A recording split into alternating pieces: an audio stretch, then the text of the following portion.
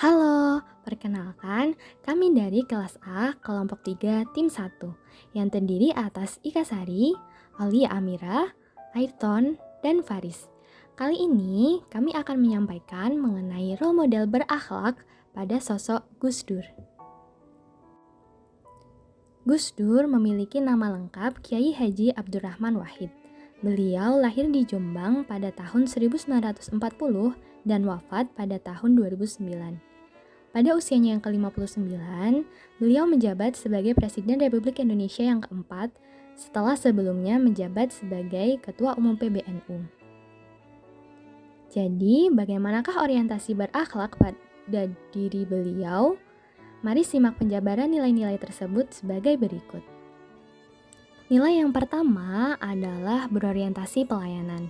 Gus Dur merupakan sosok yang memperjuangkan pelayanan terbaik untuk memenuhi hak rakyat. Beliau terlibat dalam organisasi LSM serta berusaha untuk mendengarkan suara hati rakyat.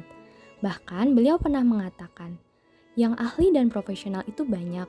Kita punya banyak dokter, profesor, MA.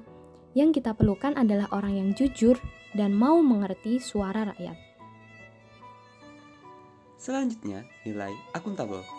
Pada masa kepemimpinannya, Presiden Abdurrahman Wahid atau Gus Dur berperan besar dalam membentuk Komisi Pemberantasan Korupsi melalui sekumpulan peraturan perundang-undangan berkaitan dengan pemberantasan tindak pidana korupsi serta membentuk lembaga-lembaga terkait, salah satunya lembaga Ombudsman.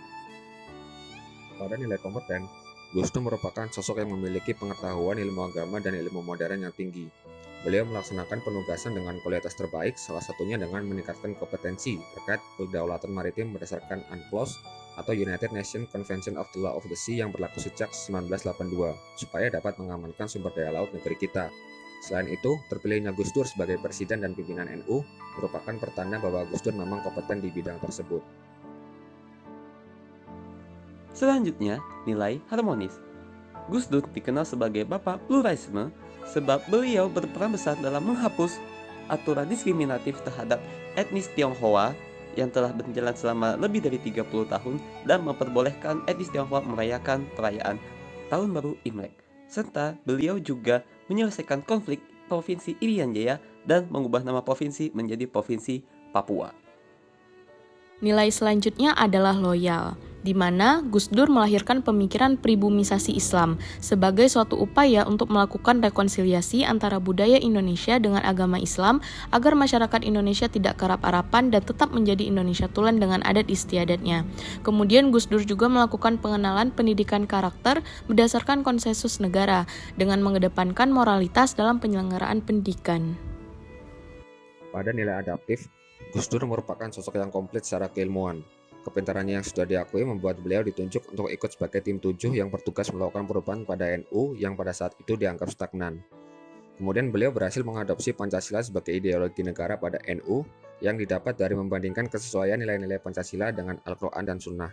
Selain itu, beliau juga mengubah sistem pendidikan pesantren dan berhasil meningkatkan kualitas sistem pendidikan pesantren sehingga dapat menandingi sekolah sekuler. Nilai yang terakhir ialah kolaboratif, di mana Gus Dur mengupayakan dukungan kedaulatan dari berbagai negara di dunia. Kemudian, Gus Dur juga telah mengaktifkan kembali kerjasama bilateral maupun multilateral Indonesia dengan berbagai negara lainnya. Demikian tadi penjabaran nilai-nilai berakhlak dalam diri Gus Dur. Kita dapat meneladani semangat bela negara beliau dari nilai-nilai tersebut. Seperti halnya beliau mengatakan, saya tidak peduli mau popularitas saya hancur, difitnah, dicaci maki, atau dituduh apapun. Tapi bangsa dan negara ini harus diselamatkan dari perpecahan.